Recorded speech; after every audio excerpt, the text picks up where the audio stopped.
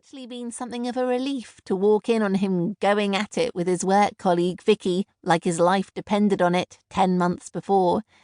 She'd had a feeling for a while that something just wasn't right between them, so she was glad she'd found out before the big day. The thing that bothered her was that the wedding between him and Vicky was technically her wedding, which was more than a little weird. After the subsequent breakup, Zoey had left the cancellations of all their wedding plans down to him, except, not one to ever inconvenience himself, he had never done it. Instead, he had simply switched Zoey's name for Vicky's. The venue they'd chosen, the menus they'd tasted and decided upon, even the honeymoon on an island in Scotland with glass igloos to watch the northern lights, had stayed exactly the same. The bridesmaids, David's sisters, were still wearing the same red dresses.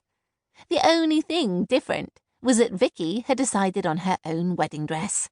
David had done the decent thing, bought Zoey out of her share of the wedding and the house, or rather his parents had, to make sure that Zoey was expunged from their son's life once and for all, and Zoey had been only too pleased to leave that part of her life behind. But she wasn't the only one who thought it was strange.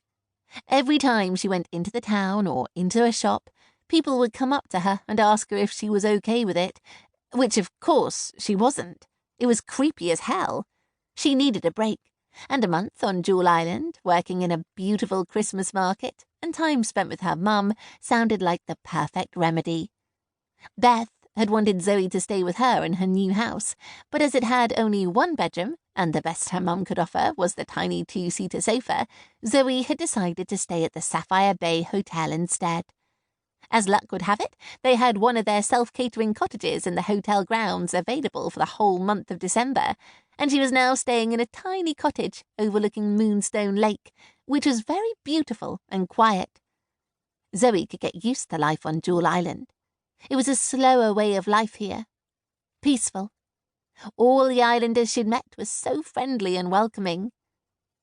Zoey and her mum had always talked about one day living by the sea. They'd seen pictures of cottages with sea views, and they'd imagined themselves there, listening to the waves lap against the shore, going for long walks on the beach, enjoying the quiet and solitude that growing up in London never afforded them. Even when Zoey had grown up, they'd talked about it as the ideal dream. Zoey had often found herself looking at estate agent listings by the coast, finding the perfect house that one day she would move into. Her paintings were of little seaside villages, and whenever she visited coastal towns for inspiration, she always imagined herself living there. And while she hadn't come to Jewel Island with a view of moving here, now she could picture herself here very easily. A few days before the market had officially opened, Zoey had even found herself looking in the estate agent's windows at houses for sale or rent. There was a little house available right on the harbour with a small balcony overlooking the sea. 1 bedroom, kitchen, lounge and dining room all in one, but surprisingly it had quite a large garden. She could get a lot of inspiration for her paintings living there, sitting on the balcony, watching the world go by. And with her mum now living here, it kind of made sense to be closer to her. She loved Coppertree and its people, but maybe it was time to make a clean break, move on once and for all. Marika came back from her wander around the Christmas market with a big smile on her face, clutching a mug of what looked like hot mulled wine. "I found Glucky," Marika said excitedly. "Elias from number 18 is selling it. He's from Finland too, but much, much further north than I am. He says the English call it mulled wine, but it's definitely Glucky. Do you want to try some?" Marika offered out the steaming mug towards her, and Zoey wrapped her hands around it and took a sip. This is delicious." Marika nodded enthusiastically. "There's a lot of fruit in Glucky. Some places use blueberries, some use strawberries and blackcurrants, and spices, of course, and then it's mixed with the red wine and heated.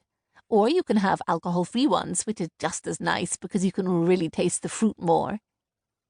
Zoey took another tiny quick sip and felt it warm her from the inside. I could really get used to this. She passed it back to Marika before she was tempted to drink the whole thing. "Traditionally, Glucky is served with gingerbread biscuits, so we've agreed to do a discount for our customers.